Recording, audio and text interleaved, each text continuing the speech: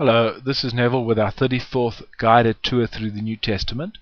We're looking at Mark chapter 3, the Galilean ministry of Jesus. The middle area is what we'll be focusing on.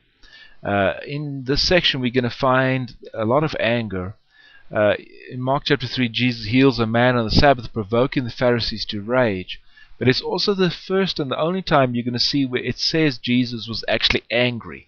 Other times we can think and we see it implying that Jesus is angry, but here he really is angry when he sees the hardness of the hearts of the teachers of that day. Crowds continue to follow him, and he heals the sick and the demon-possessed among them. He chooses his 12 disciples and talks about the source of his power and about his true family. So first of all, the courage of Jesus, the compassion of Jesus, the call of Jesus, and then the critics of Jesus. The criticism from his family, the criticism from his foes, then the clarification of Jesus, the desire of his earthly kin, and the description of his earthly kin. The text then, from the English Standard Version: Again he entered the synagogue, and a man was there with a withered hand. And they watched Jesus to see whether he would heal him on the Sabbath, so that they might accuse him. Some people think that maybe this man was even planted there to try to trick Jesus. And he said to the man with the withered hand, Come here. And he said to them, Is it lawful on the Sabbath to do good or to do harm, to save life or to kill? But they were silent. Listen to this. And he looked around at them with anger, grieved at the hardness of heart, and said to the man, Stretch out your hand. He stretched it out, and his hand was restored.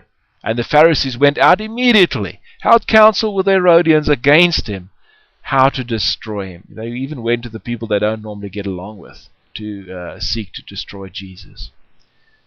Jesus withdrew with his disciples to the sea, and a great crowd followed from Galilee and Judea, and Jerusalem and Idumea, and from beyond the Jordan, and from around Tyre and Sidon. When the great crowd heard all that he was doing, they came to him. And he told his disciples to have a boat ready for him because of the crowd, lest they crush him. For he had healed many, so that all who had diseases pressed around him to touch him.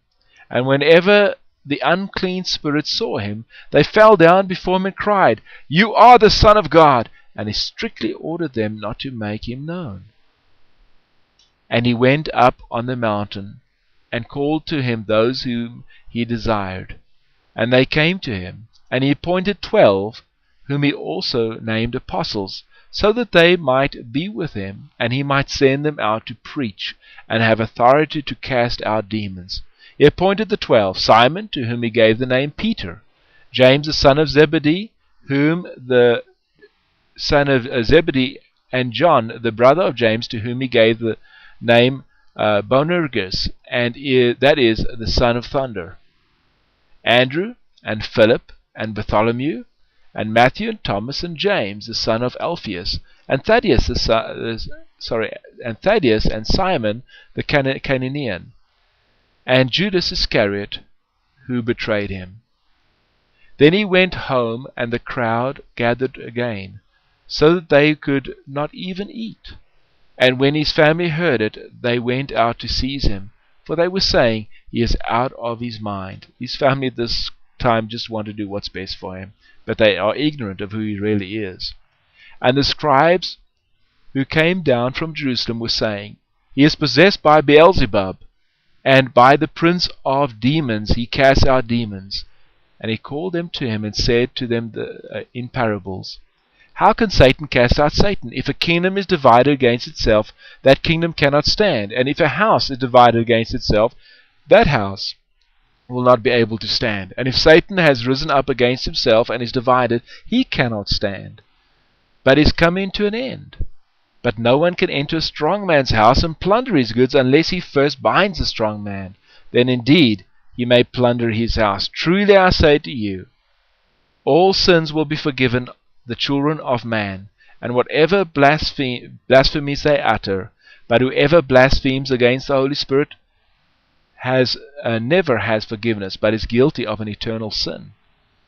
for they were saying, he has an unclean spirit. Now, this is during the time of the miracles, and they said that Jesus was using the power of the devil to do these miracles. Since we're not in the miraculous age anymore, it is impossible to 100% reduplicate this sin, especially since it had to be Jesus who was saying this. But Jesus does work providentially in our lives, and there's many times that he does things in our lives that we may not understand, and we may say that, for instance, our elders do not know what they're doing, this is a divisive spirit, or attribute what the elders are doing to the devil.